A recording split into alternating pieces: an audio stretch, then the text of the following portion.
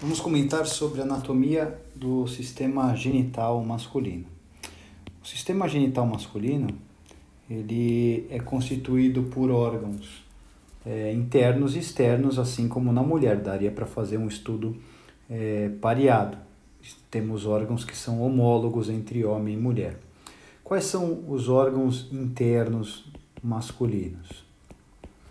O testículo, o epidídimo,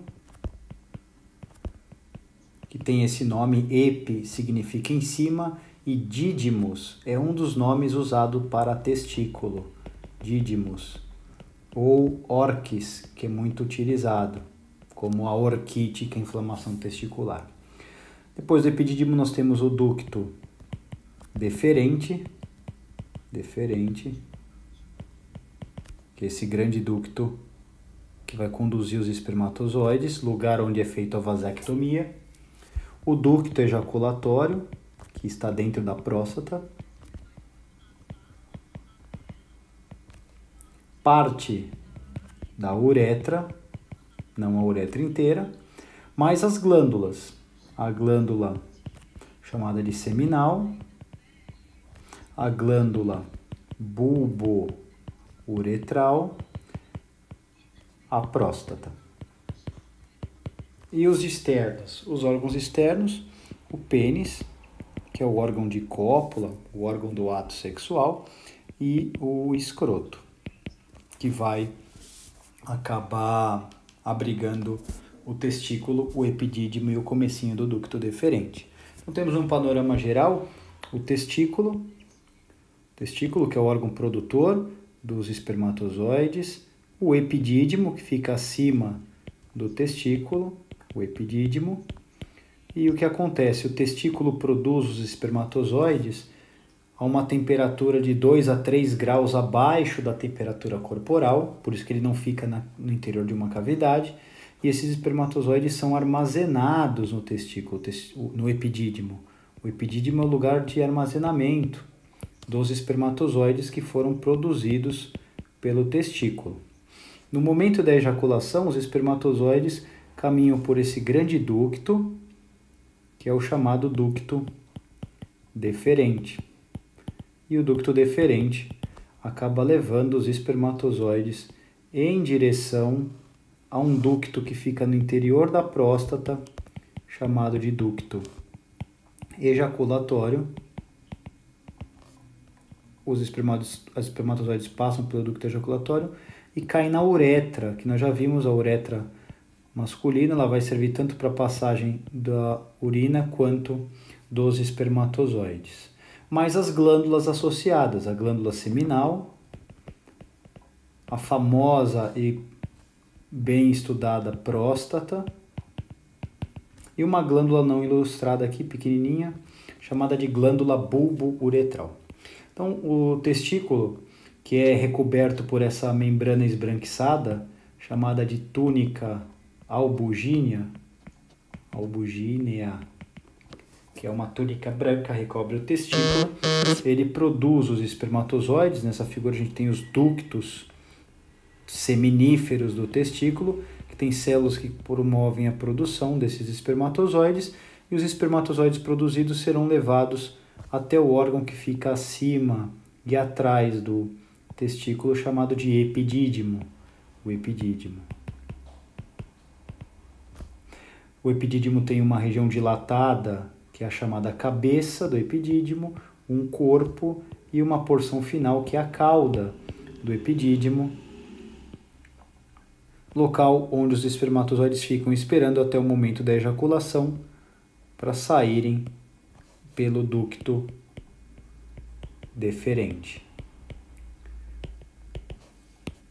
O ducto deferente conduz os espermatozoides, então esse ducto deferente tem um trajeto por dentro do escroto, depois ele vai atravessar o funículo espermático, atravessar o canal inguinal na parede do abdômen, contorna a bexiga, vai se direcionando para trás da bexiga para levar os espermatozoides lá para o ducto ejaculatório, que fica dentro da próstata. Então essa aqui é uma visão posterior da bexiga, o ureter, E aqui o ducto deferente, nosso ducto deferente, ele vai conduzir o espermatozoide em direção à próstata dos dois lados, temos dois, para jogar esses espermatozoides no ducto aqui dentro, chamado de ducto ejaculatório. Então, o ducto deferente joga os espermatozoides no ducto ejaculatório. O ducto deferente ele sobe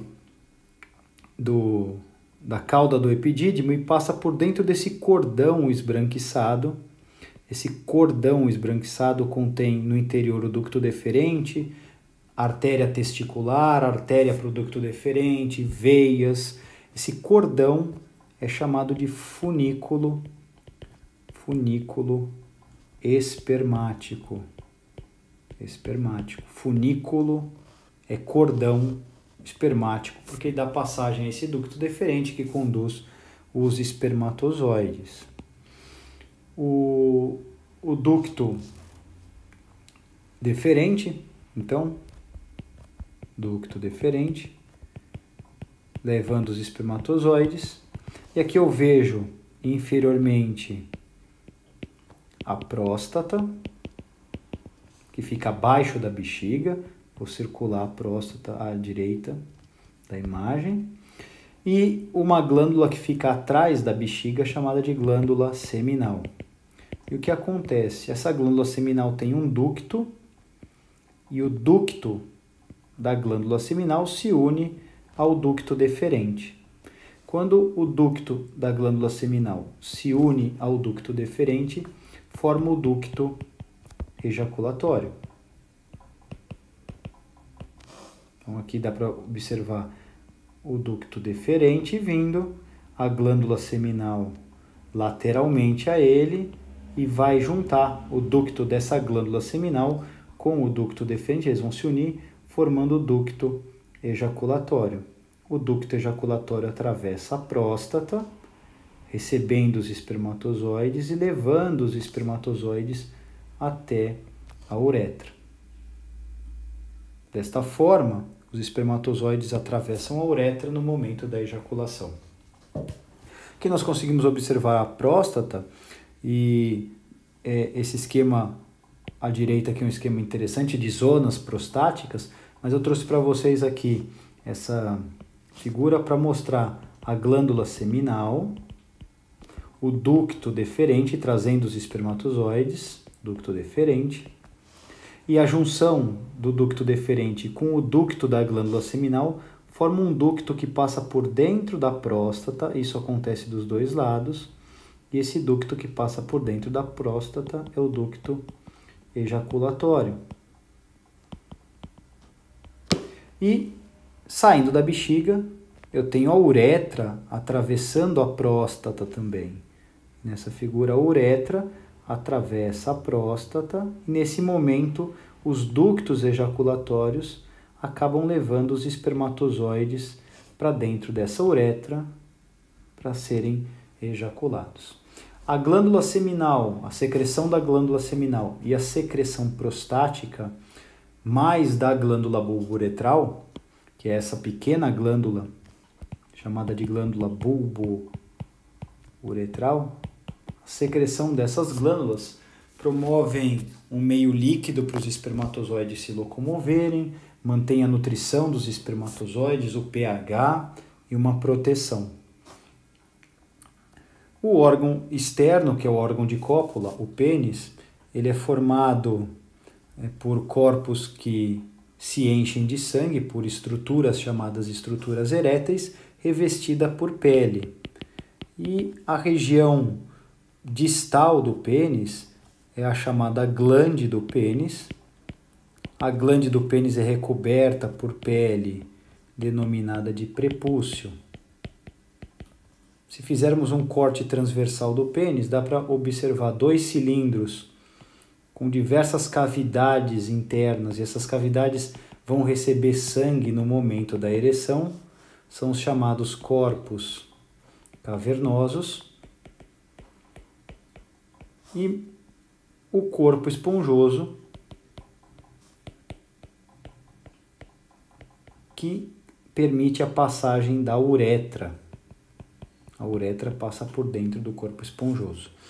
No pênis flácido, os corpos cavernosos têm pouco sangue circulando. Já na ereção, que é feita por um estímulo do sistema nervoso parasimpático, esse sistema nervoso parasimpático promove vasodilatação, os vasos dilatam e o sangue preenche as cavernas do corpo cavernoso e isso resulta no estado de ereção. O pênis tem uma parte fixa no osso do quadril e na membrana do períneo. Essa parte fixa é chamada de raiz.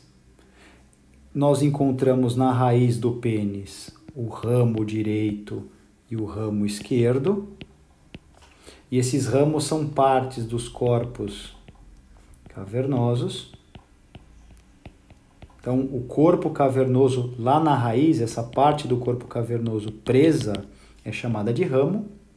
E essa porção central, que é do corpo esponjoso, é denominada de bulbo do pênis. E o bulbo do pênis é formado por corpo esponjoso. Então, o corpo esponjoso, quando fica na raiz, muda de nome. Desta forma, a raiz do pênis é formada por 2 ramos provenientes dos corpos cavernosos e um bulbo formado pelo corpo esponjoso. Percebam que o corpo esponjoso continua e a glande do pênis, que é a porção mais anterior do pênis, é formada apenas pelo corpo esponjoso. Nós não encontramos corpos cavernosos na glande.